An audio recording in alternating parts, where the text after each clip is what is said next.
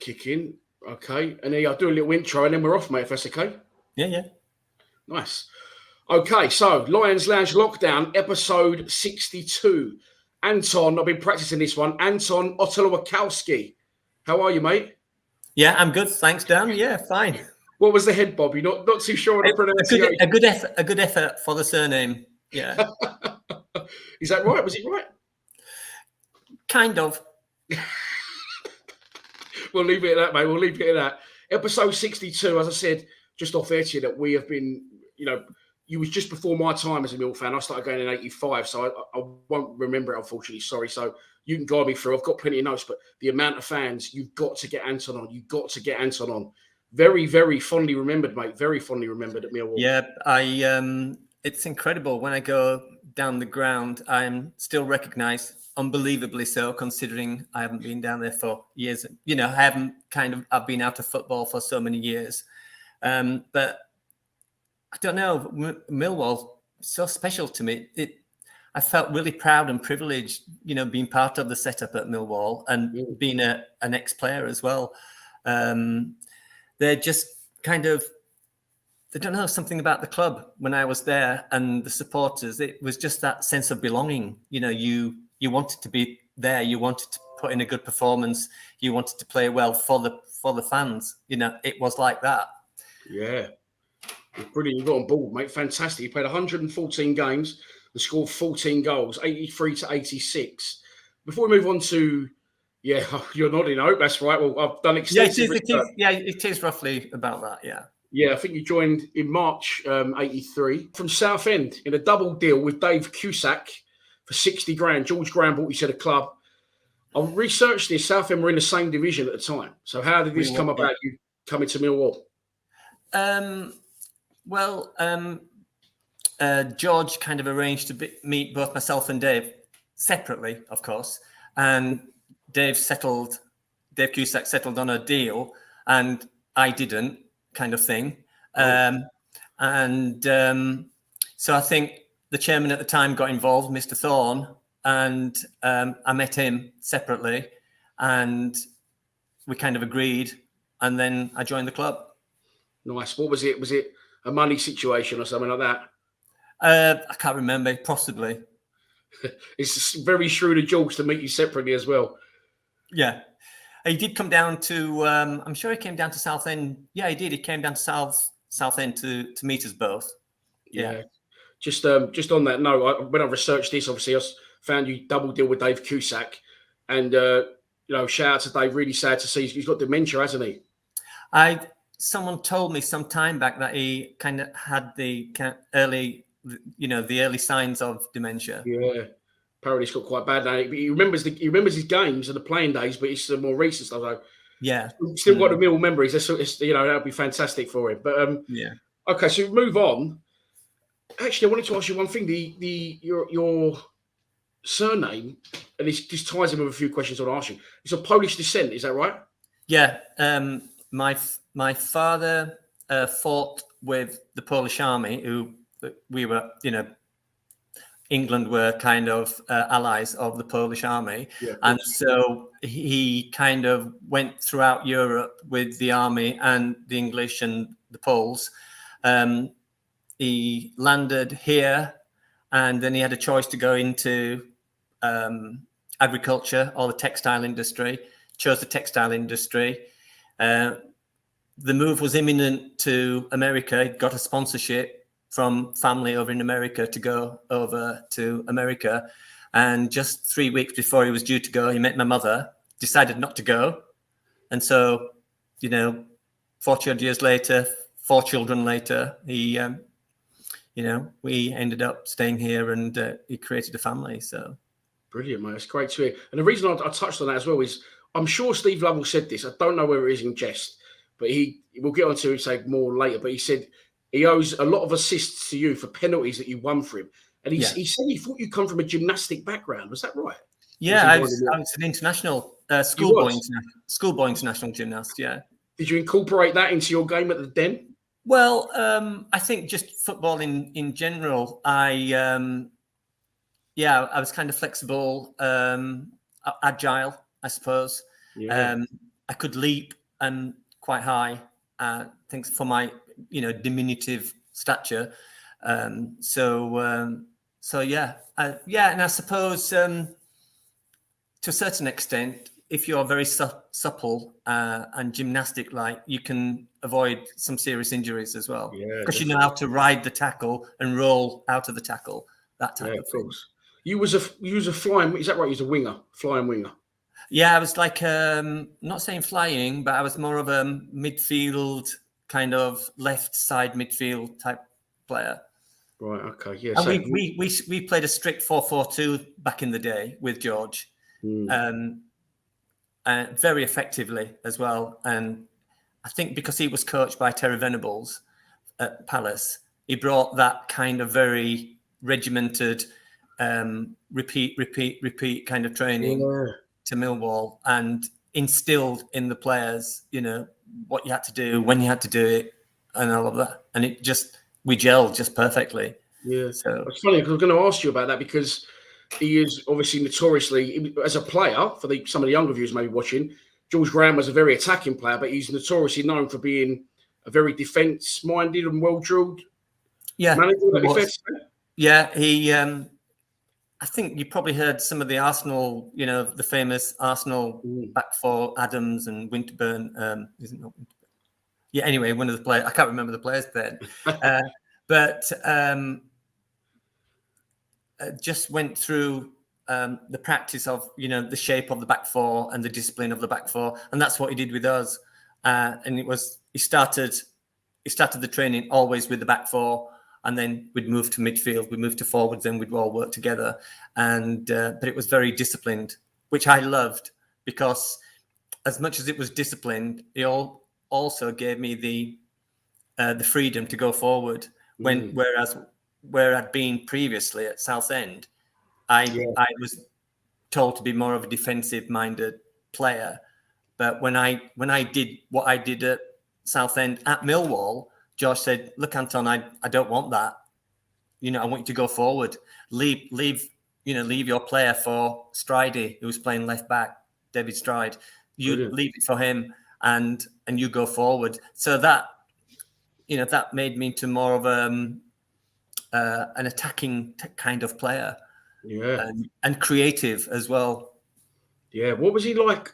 The tactics aside, what was he like as a manager? What was he like as a man? Because I don't know, it just comes across to me like, well, you wouldn't want to mess with him. He seems quite a harsh character. Well, I always got on famously with George. It was fantastic for me. It was really lovely, really great man, a great manager.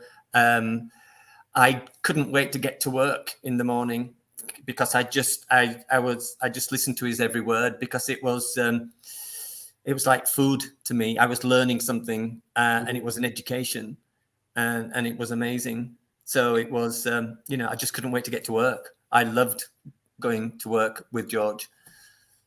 That's brilliant, mate. It's so good to hear. How did he sell the dream to you of Millwall? Was it a sort of, because at this point, for people who may not know, we was at the wrong end of the old Division 2, in danger of going into the old Division 3, which would now be League 2 for the first time in our history. How did he sell the dream to you to come from Southend, a team in the same division? Did he say, "Look, I've got a vision and we're going this direction," or did he sort of say, "We're in the shit here, we need help"? Yeah, that's a really good question, because you know what? I'm not quite sure whether he did have to sell me anything, because I think it was just the player that George was, and his professionalism, and his whereas these days, as I understand, they tell them how they want them to play, what they've got in mind, what kind of player they want them to be. Whereas George, I don't think we ever had that kind of discussion. He just gave you the freedom. He just said, "Look, I want you, and I want you to join us. This is, I'm introducing lots of players," which he did. I think 8 or 9 players. But just going back to your earlier question, we were roughly at the foot of the division when I joined, and I think we needed something like 20 points out of, or 20 odd points out of 30 or something like that. I can't exactly remember, But it all went down to the last game at Chesterfield. We had to win. We had to win, and we won 1-0. In fact, I got the penalty, and it was Cusack who scored the goal, which kept us up.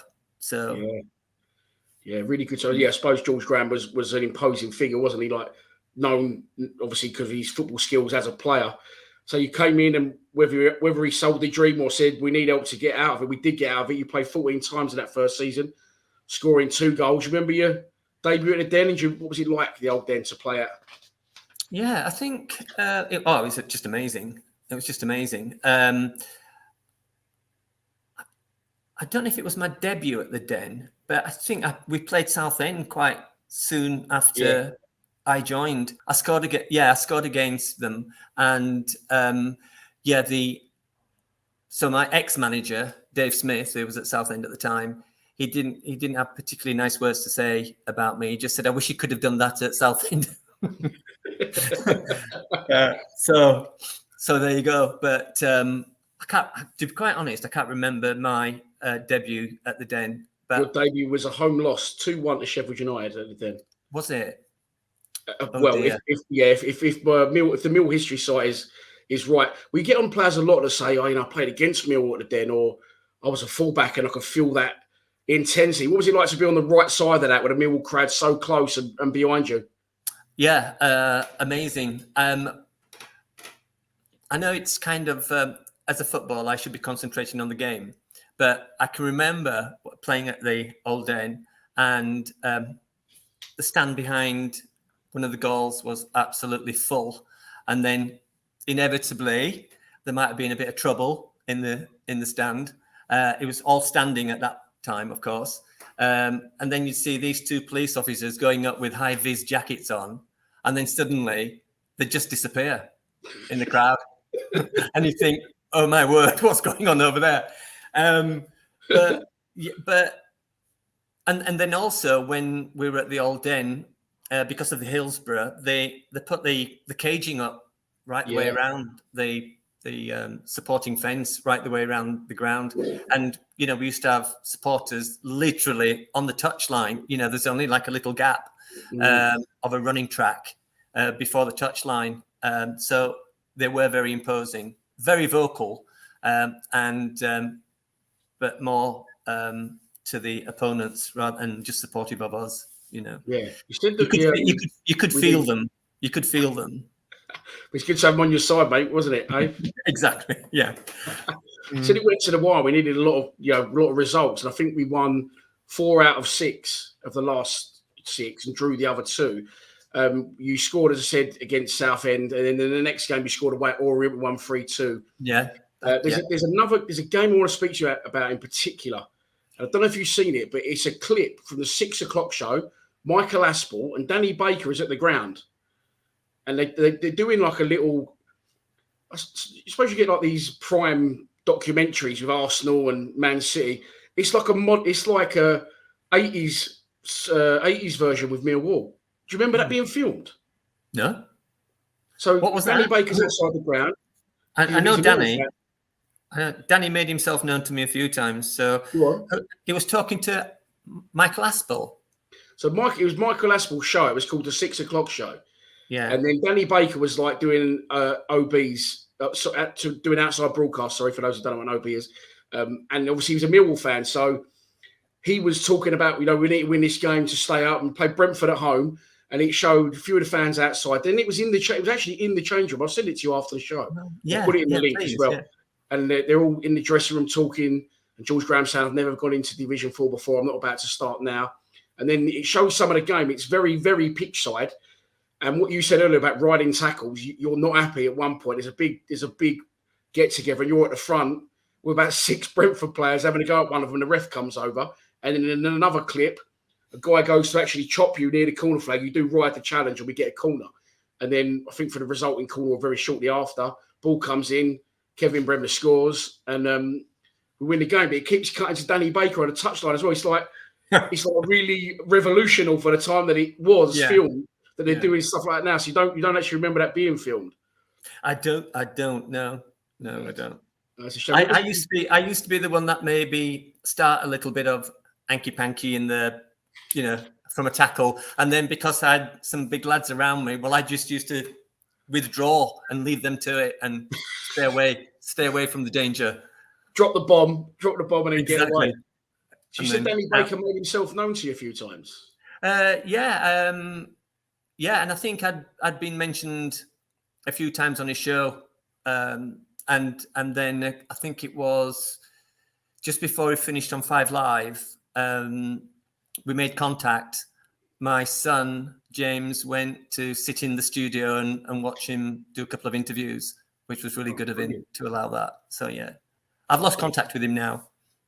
Well, hopefully we can get it back. So I'm trying to get him on the show. That's as I said, you're very, very fondly remembered by Millwall fans, and one of the most notable ones, Danny Baker. Yeah, he's been. Do you know what? He's been really vocal lately about the current manager, but we won't go into that. We'll go into talking about obviously us staying up. Remember, said Chesterfield away, you won the penalty. Big Dave Cusack scored that penalty. Wasn't he a centre back? What was he doing? He was. Yeah, centre half. Yeah, could strike a great ball though. Could Dave? Yeah. Yeah. What do you remember, like what George said to you going into the game, or I don't suppose there is a team talk. If you lose your ground. It was. I think it was very tense. It was the last game of the season. We knew we had to win it. There's some tension in the dressing room beforehand with Bremner and someone else about ticket. Two Millwall players. Yeah, about ticket allocation and things like that. Really? Madden, Laurie Madden. They'd had a scuffle. George took us away to I think it was Bisham Abbey for like 2 or 3 nights and 2 or 3 days, and we trained and kind of got to know each other because there's 8 new players who arrived, or somewhere around that number. So there's quite a few new players knocking around, and obviously Kevin and Laurie didn't get on for some reason. I don't know what the backstory was. Brem's don't need a lot of encouragement. As I said, he used to be my manager. No, he didn't. But they both went to challenge the ball, and they both kind of slid into the tackle, and they slid off the pitch. The ball went, they went, and they just started rolling and punching each other on the pitch. And I said to George, "Shall we carry on?" He went, "Yeah, just carry on. Ignore them and get on with the game," kind of thing in training. So. And then I think that spilled over to the ticket allocation on the last game of the season. There was a lot of tension in the air, not just because of that, but because of what was at stake, I suppose. Yeah.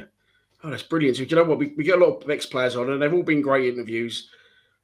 We know what happened with the games, but to hear things like we just said there, like the behind-the-scenes stuff, that's all the stuff we want to know. That's fantastic. I wanted to ask you, obviously, about Brems. What was he like as a I know what he was like as a player. What was he like as a character? Was he one of the stronger characters in the dressing room? Yeah, it was always extremely positive, what I remember. Vocal, positive. Along with other players as well. There were a few kind of, I think I was, I'd like to think, reasonably constructive and positive and encouraging in the dressing room. Yeah. Nice. I was going to ask you about a few other players. Big Sam Allardyce was at the back end of his time at Millwall. Big Sam was a Millwall player. Then what was he like?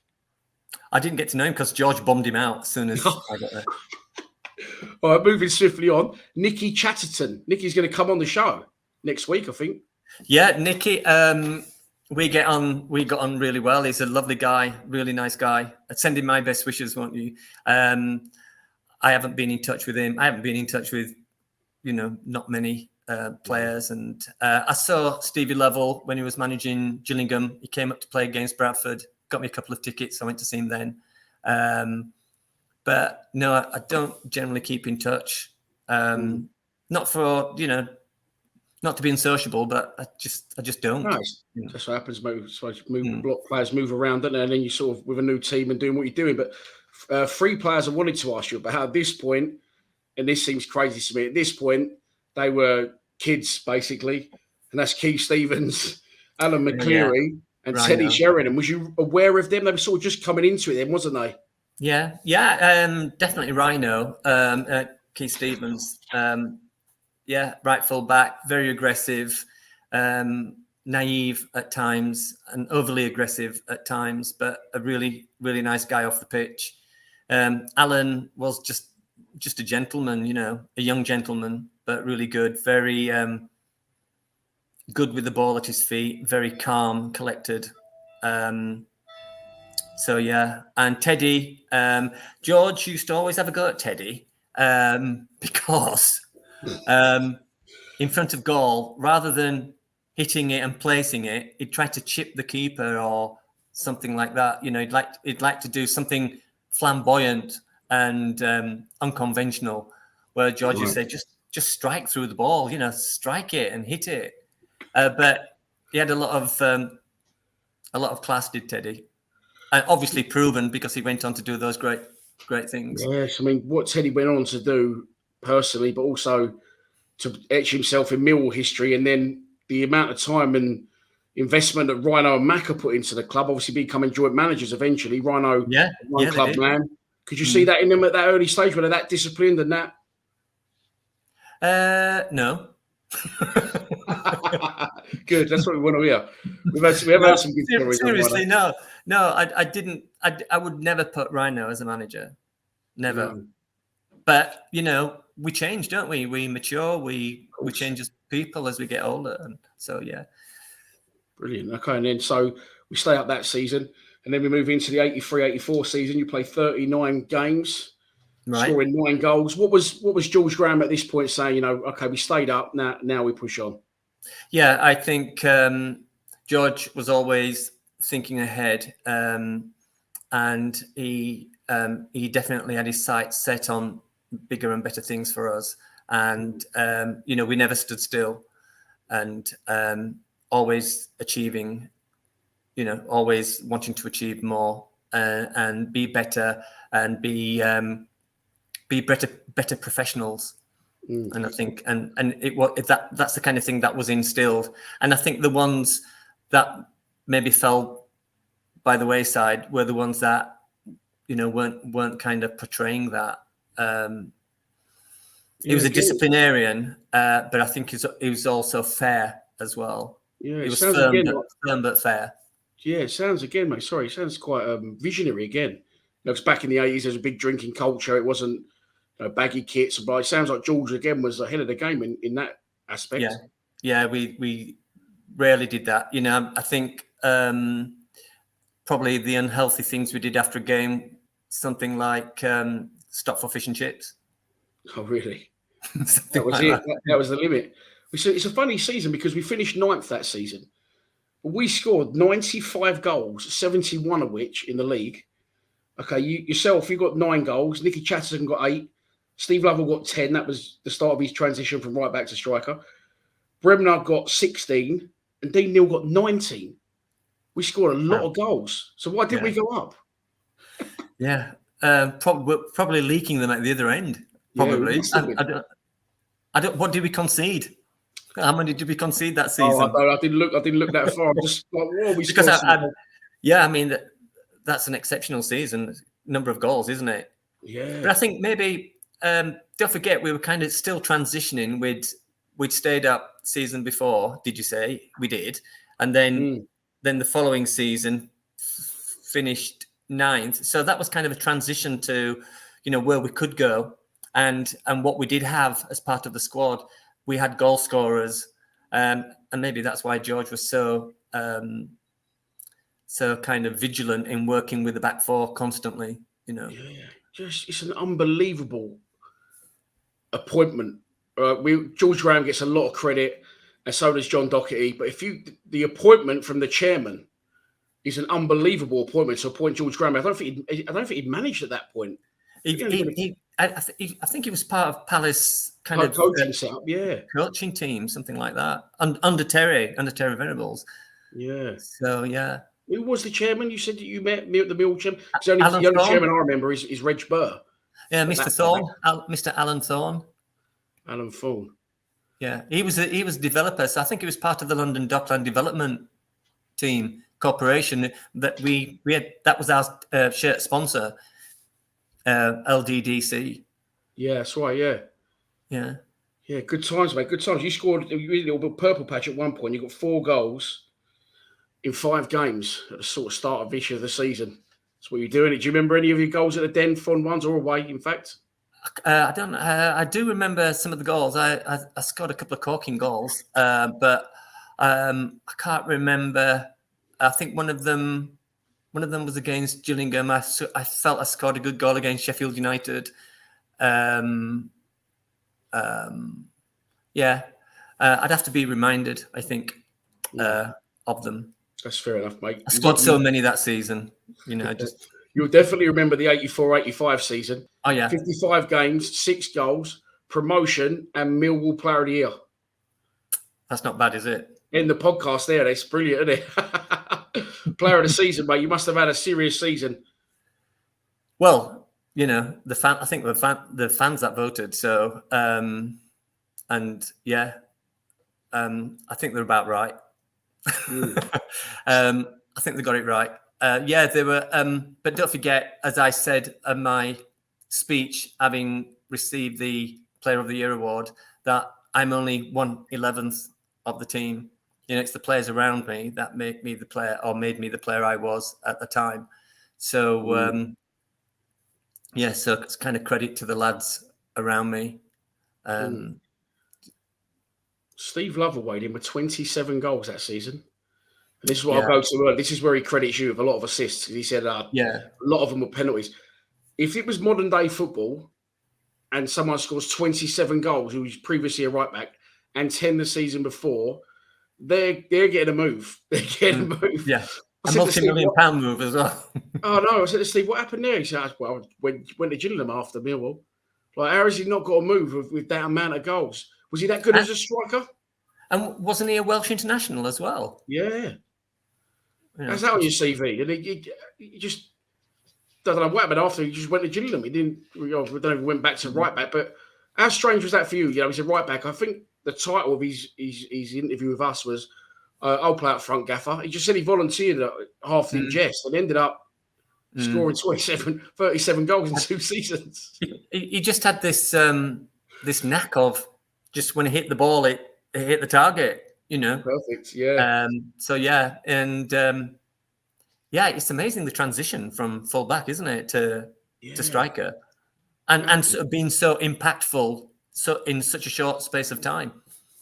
And 2 other additions I wanted to talk to you about at the club. Looked through the squad, and there wasn't many additions for that season when we did get promoted, but 2 very notable ones: John Fashanu and Les Briley. Of course, Les would captain us for the one and only time in our history. What was he like, Les? I think he came from Hereford, didn't he? Lower leagues. I was just about to say which team he came from. Yeah, I've met Les a couple of times when I've been down the ground. Because I think he helps out at the home games on a Saturday. He does. I sit where I sit. He greets you as you go in. Yeah. And every Saturday I'm like, "You're right, Sir Les." He's like, "All right, mate." Yeah. He's lovely. Sir Les every Saturday. Les and I always got on really well, both on and off the field. Is a good guy. You mentioned Fashanu. I didn't get on with him on and off the field, so it didn't matter. Oh, really? Yeah. Didn't have a great deal of time for John, I'm afraid. Do you want to elaborate or not really? No, I think generally a lot of people know that. Well, the team did at the time. I just felt that it was slightly overrated for the kind of yes, I know he scored goals and things like that, but he just couldn't control the ball. That was my concern. That is brilliant and honest as well. I love that. So I told him, and I think that's when it started. I told him in the dressing room afterwards, and I told him at half time actually, and then he got me by myself afterwards, and he said, "You ever say that to me again in front of the players?" And he said, and it was like a threat type of thing. And I just said, well, just the way I'm feeling, I have to tell you. George was very direct with some of the players, and I just thought, well, let's say it as it is, really. I just felt he had a real lack of control, just generally. Make it stick. How many more times? Make it stick. Get people round. What, that lack of control? Yeah, make the ball stick. Yeah, make it stick. Yeah, he just couldn't. He was, and I say that in a way, whereas it was frustrating for me because because I was kind of quick to support the forwards. So as the ball was played forward, I'd have like a one touch, and as you're moving forward, you leave your marker behind. But I found it extremely frustrating with John, and I told him so, and we're fine. I've met him afterwards, and we've spoken about it, and we're friendly. But yeah, I've got an opinion. He had an opinion, and they weren't always the same, which is fine. Yeah. No, it's fine, mate. Fresh out in the dressing room, and hopefully he can spend a little bit less time on shooting practice, a little bit more time making the ball stick when it comes into him. Well, I think that's what they did. Yeah, I think that's what they tried to do. And anyway, I probably won't say any more about that. Yeah, no, fair enough, mate. Thanks for the insight. That was really good. Another player I want to speak about, as I just mentioned, he scored 19 goals.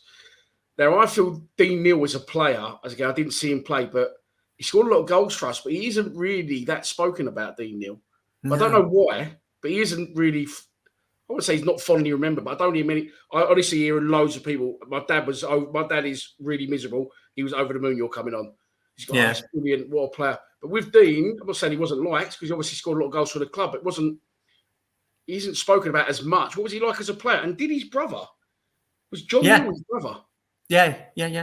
He's part of the. I don't know if he was part of the first team squad, but he's definitely part of the club.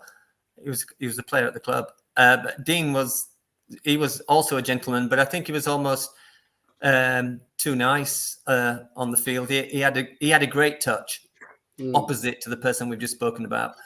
He had a great, and he could stick with Dean, and I kind of enjoyed playing with players like that. Because you knew the touch was going to be good. You could make you run, knowing you're going to get the ball, that type of thing. And he was very cool and calculated in and around the area, and lovely quality touch and everything else. What I remember about him, and he's a really nice guy as well. Yeah, brilliant. So we got promoted, of course. We'll get on to hopefully the celebrations and any trips away you may have had. But also in that season, we had a fantastic FA Cup run. Yeah. First round we beat Weymouth. Second round we beat Enfield. Okay, to be expected. Third round, a team you'd later join, Crystal Palace. We beat them away after drawing at the Den, and then a famous night in the fourth round, we win 3-2 at Stamford Bridge. What a night that must have been! Oh, that was amazing. That was truly amazing. Yeah, we all played out of our skins. I think it was a full house as well. So I don't know how many thousand people were there, but it was just fantastic. I mean, I don't remember much about the game because it was so much of a blur, but I do remember warming up before the game and how the ground was filling up and the atmosphere it was generating. And then you obviously hear the lads, the Millwall lads coming in and, shouting your name and cheering for you and singing along. But yeah, I mean, it's just what a win away from home. Yeah, must have been in front of it's like you said, it was a full house. Obviously, when you joined Millwall, we was really struggling. I think we was playing in front of crowds of 4,000. That must have been a different experience. Yeah. I mean, it was. I think. I mean, it's a bit obvious what I'm going to say, but to play in front of a packed stadium, and rather than 4,500 or whatever, it's just a completely different atmosphere. But it can become quite overwhelming, because of the intensity and the noise. I mean, I made my debut for West Ham at Old Trafford, and literally I'd come from Barnsley as an amateur, and within a couple of months I was actually playing for the first team, which I never expected to do, but I did. But I can remember warming up on the pitch before the game, and the stadium, Old Trafford, was probably 100% full by this stage. And then Man United ran out, and the cheer and the intensity and the volume it made me jump. It was so like, oh, what's that? And it was a bit like that at Chelsea. It was just so noisy and so loud. Yeah, it's just amazing, Brilliant. amazing time. Of course, we then go on to beat Leicester in round 5, beating them 2-0 at home. I don't think. Yeah, Leicester Lineker was playing in that game. Oh, was he really? Yeah. I was about to say, I don't think Leicester were like, sort of not the force they are now, but where they are now. But obviously there was. Young Gary Lineker. Would that have been Alan Smith playing up front with him then as well? I can't remember. I can remember Lineker playing though. Was he like playing against? Well, I suppose he wasn't as a big star as he was. No, he wasn't. No. Later down the line. Well, we beat them. It's kind of. He got sucked in by the atmosphere, mate, didn't he? He got sucked in and spat out. I mean, the den, the atmosphere at the den. I'm sure it puts the fear of whatever into the opposing team. I'm sure of it. I mean, just arriving in the car park, and then all the Millwall fans around them, and that intimidatory kind of feeling, and they go, "Oh my God, look what we've got to put up with this afternoon," whatever. And it's that, really, I think it really puts some players on the back foot a little bit.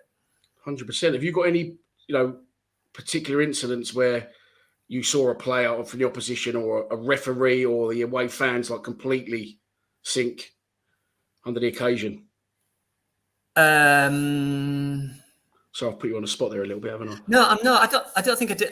What I do remember, certain confrontations with Millwall fans and other opposing fans, though. I'll tell you a very quick story. So we'd travelled to Leeds and we travelled on the train, and I think we stayed overnight. Did we stay overnight? Yeah, I think we stayed overnight. And so we were travelling back by train on the Saturday early evening after the game. And so we're at Leeds Central Station and waiting for the train.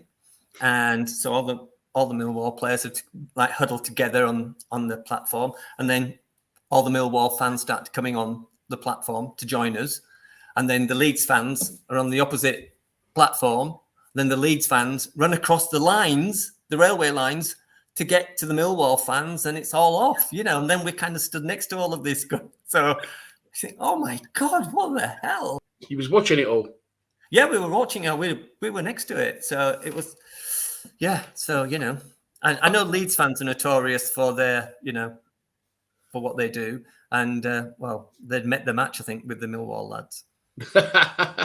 Brilliant, mate. Say no more. So the cup run obviously ended at Luton. I don't think we'll go into that one unless you've got good things to say about it. No, so it's very un-Millwall-like what happens next. We sort of get promoted without much fuss. We win games we need to win, to the point where I looked at you said Chesterfield to stay up, went to the last day. I couldn't even tell you at what stage we knew we were up, because we were 7 points clear of the team below us in fourth. At that point, top 3 teams went up. Yeah, well, you are now putting me on the spot, Dan, because I can't remember much about that as well. Well, I've listed the last 3 games. Bournemouth at home, 2-1 win. Plymouth at home, 2-0 win. And then last game, Brentford away, 1-1. But it must have been done by then. It was 7 points clear. Yeah. So you know what? I have kind of a really vague memory of promotion. Other than, we achieved what we set out to achieve. So, just a vague memory. I can't remember the celebrations even.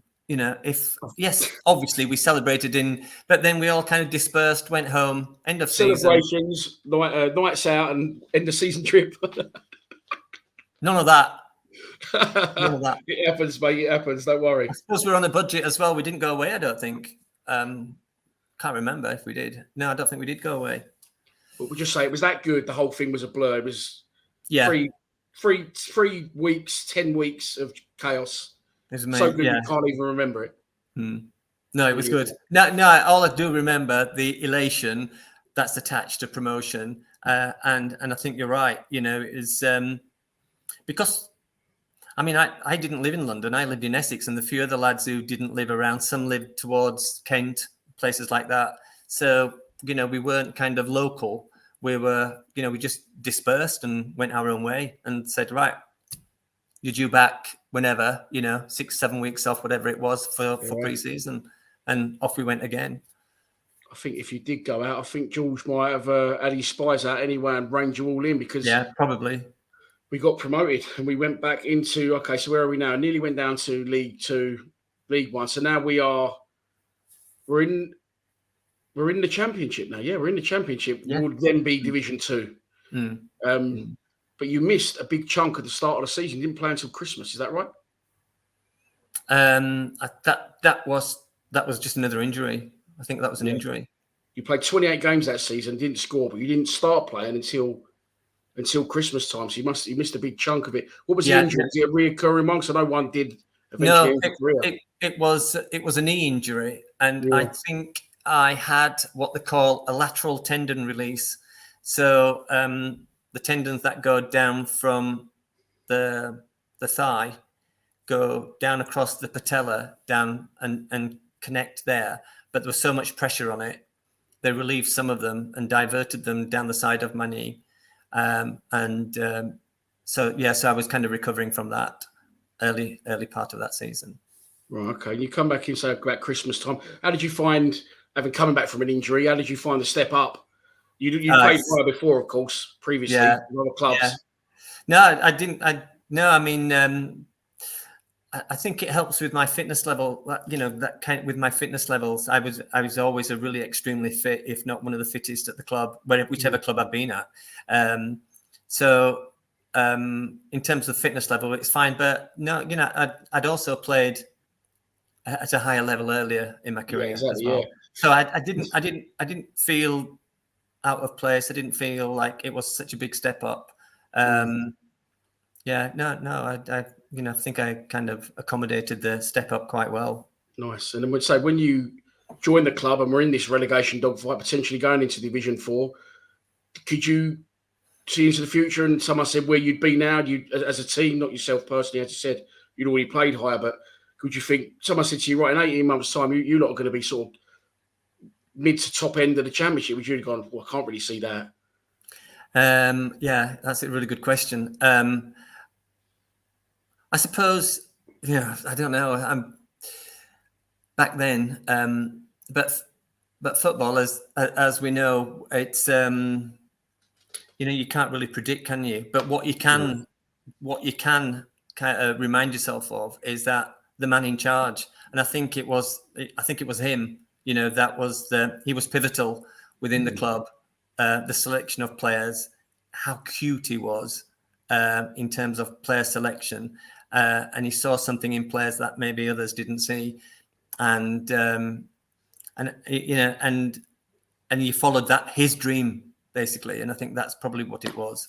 I think maybe from my own personal experience, he's not as a player, but doing what I've done. And I'm not saying I'm a world beater, but people say to me, "Oh, you've done quite well, what you've built." But when you're in the moment, like as players, you don't ever stop to think, "Oh, we're here." You just sort of keep going, don't you? And then. And it might have been a bit like that as a player.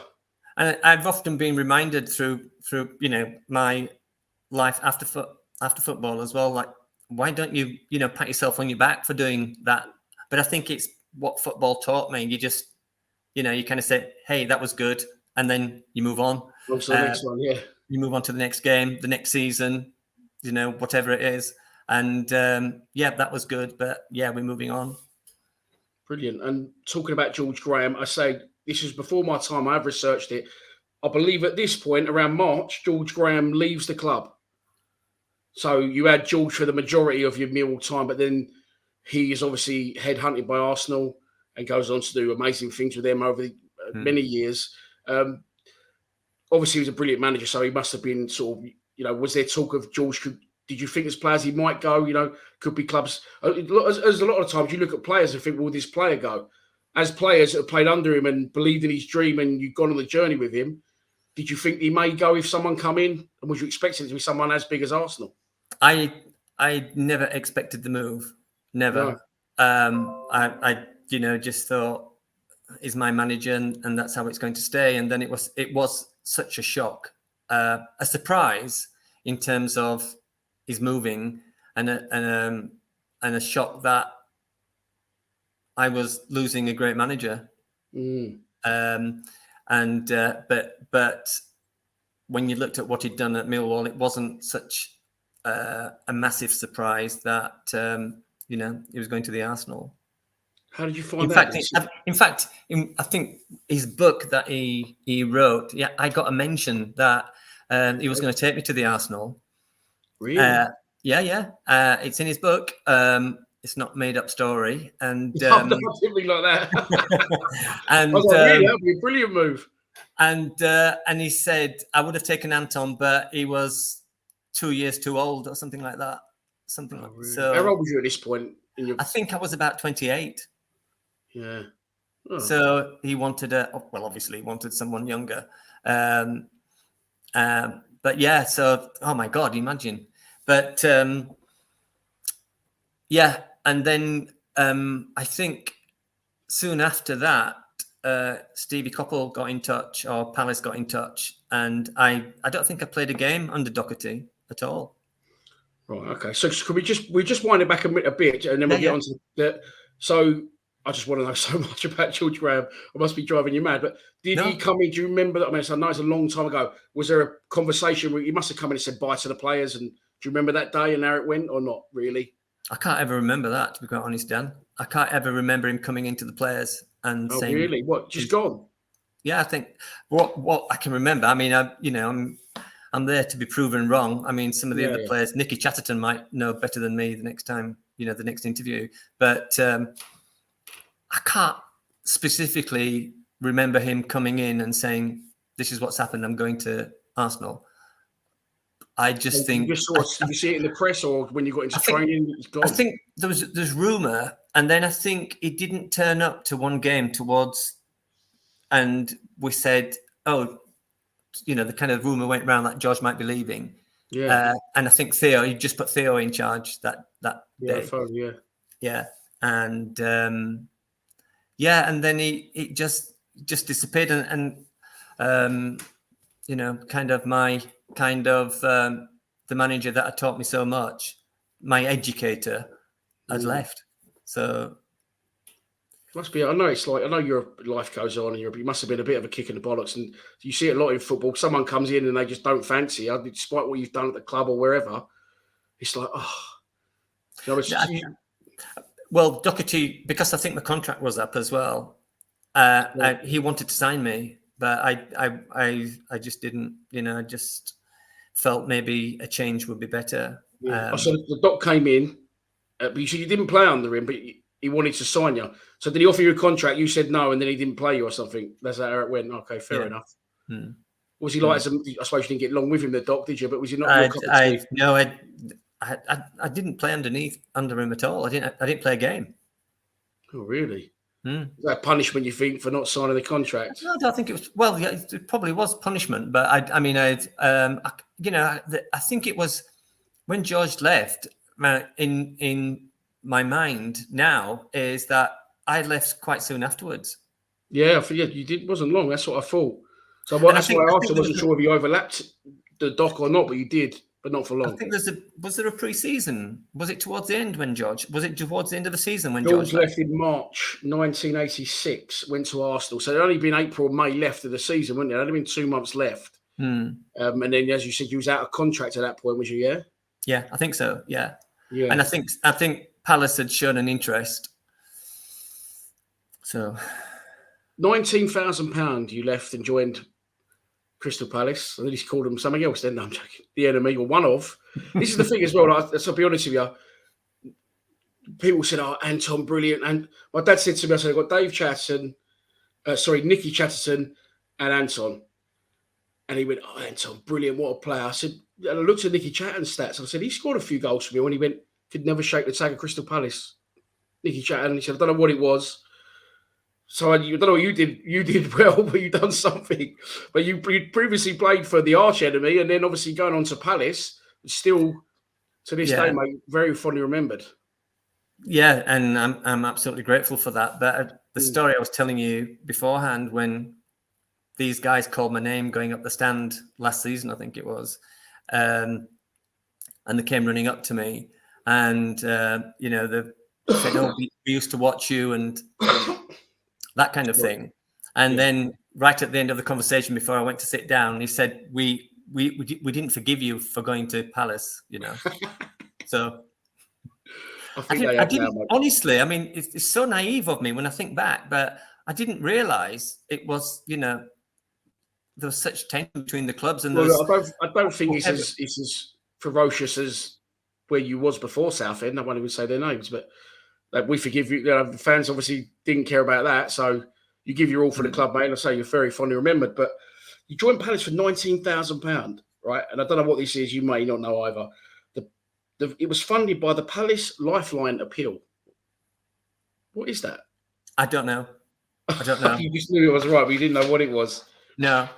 I just knew Stevie Coppell was extremely keen to get me and make me part of the team. No,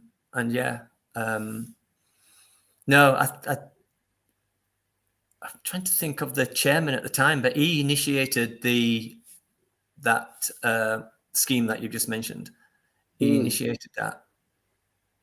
19 grand. I know it's in the 80s. Yeah, but 19 grand. I know. Like pocket money, isn't it? Yeah, it is, mate. And then obviously, unfortunately, I think you only played 12 games for them, and then you got a career-ending knee injury. Is that right?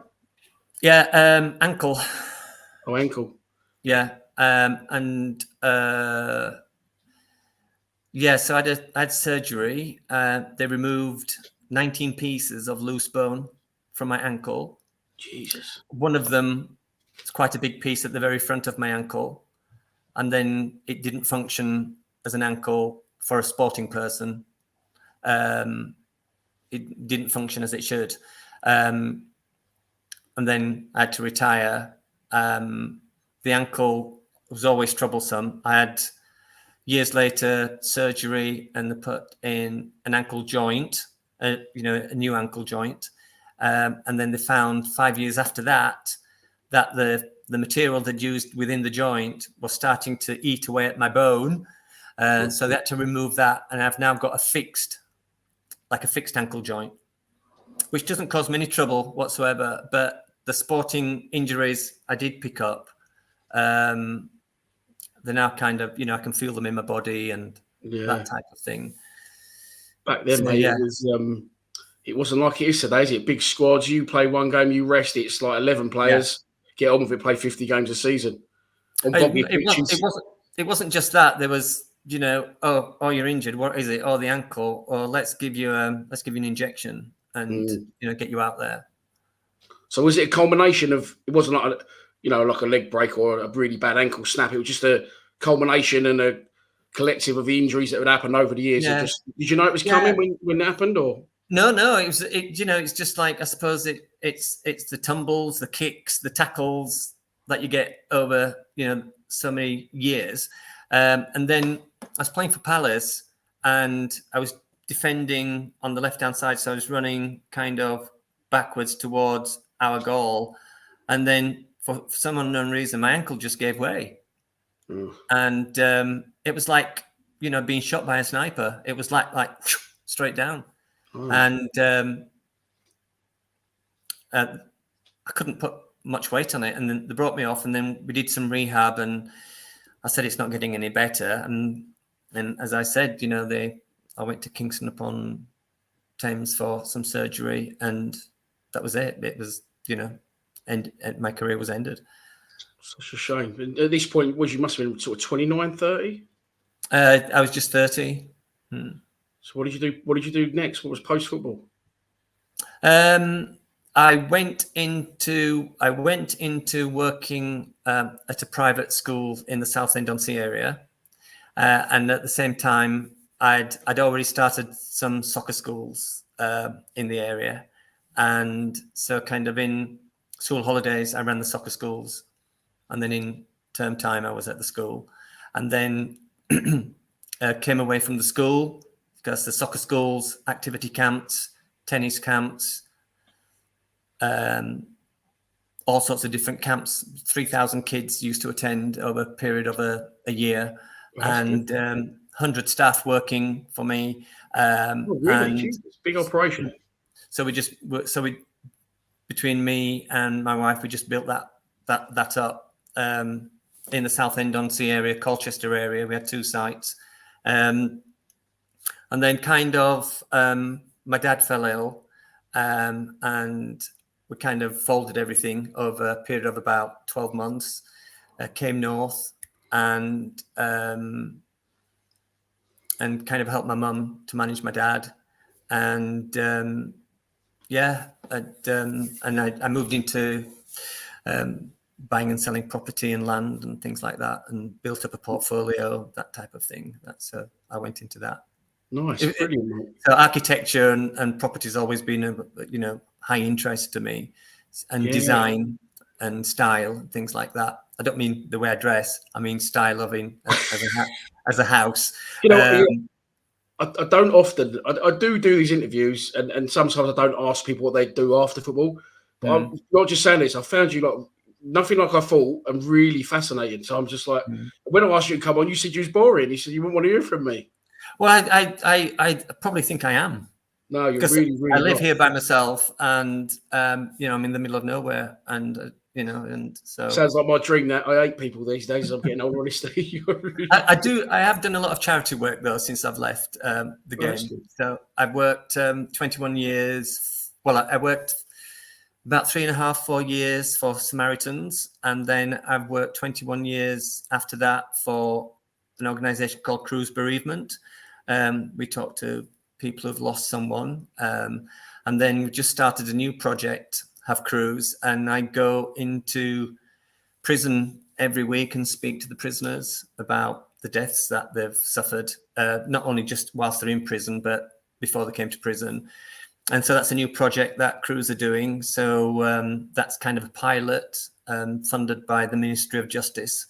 So I find that kind of fascinating work. And also just started training some of the prisoners up to become like peer cruise workers.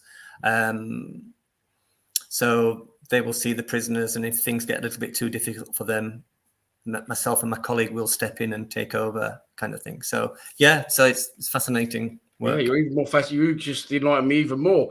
And listen, you've been brilliant, and I love our fans, but I'm looking at the sort of type of person you are to our fans' work. But you're loved and you loved our club. It doesn't maybe on paper seem like the perfect match, does it? What did you make of our fan base as a whole when you was there? It must be a bit different to what you used to. Yeah, I was really touched by the fans. There is a story that I can share with you that, and it makes me feel quite emotional actually when I think about it now. And there's this. So I'd come out of the dressing room, and there's this guy who was a regular supporter, and somehow he always was able to get into the building. And I think he might have been a volunteer or something. And he was stood there with a partner and a little baby. And he went, "Hi, Anton." I went, "Oh, hi." And said, "Do you want to meet my son?" And I went, "Yeah, of course." And I picked his son up and held him. And he went, "We've named him after you. We've called him Anton." Brilliant. And I tell you what, that was such a moving, humbling thing to happen. And that kind of tells me a lot about the Millwall fans and supporters. They're just, they're maybe a bit boisterous, but they've got a real heart about them. There's something about them that they make you feel, that, as I said earlier, that they make you feel proud and privileged that you're part of the club, that you belong to them. It's a sense of belonging, and it's just a great feeling, but also a humbling feeling because they are so special. No, that's absolutely brilliant. I was going to end with the best memories, but I think maybe we should just end it on that. That's my best memory. The baby being named after me. That's just amazing experience. Absolutely brilliant. And okay, one last question. I will ask it. Is it about George? No, it isn't about George. And it's definitely not about John Fashioner either, because if you could go out tomorrow, meet up and have a little reunion with 3 of your ex-Millwall teammates, you can only take 3. Who are you meeting up with? Yeah, well, one of them would be David Stride, and sadly is no longer with us.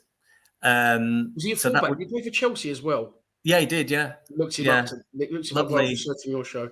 Lovely guy. Yeah. So Yeah, so definitely Stridey would be one of them. I think for a bit of liveliness, I might choose Rhino as well. I'd like to think I could take George with me, but You know I'd love that. yeah. I think probably Les as well. Les Briley. Yeah. Sir Les. Yeah, so Les. Still Yeah. down at Den. Can't He's shake lovely. him. Yeah, I see him regularly. Well, I see him when I go down there. So yeah, he's lovely. Always greets me, just really nice guy. Brilliant. So. Mate, it's been an absolute pleasure to have you on. And next time you do go to the Den, if you don't mind, just send me an email and I'll maybe come up and try and meet you at the bar. Yeah, hopefully we can exchange numbers, Dan, and then send me that link as well. Yeah, I will definitely. Yeah, we'll do that over email. So email me your number over and then I'll keep it on my telephone. Brilliant. Top man, Anton. Thanks so much for coming on. Dan. You exceeded expectations. Brilliant player, but what a great man as well. Thanks so much, mate. Lovely meeting you. Top man, mate. Thank you. Yeah, take care. Okay, my best wishes to you all.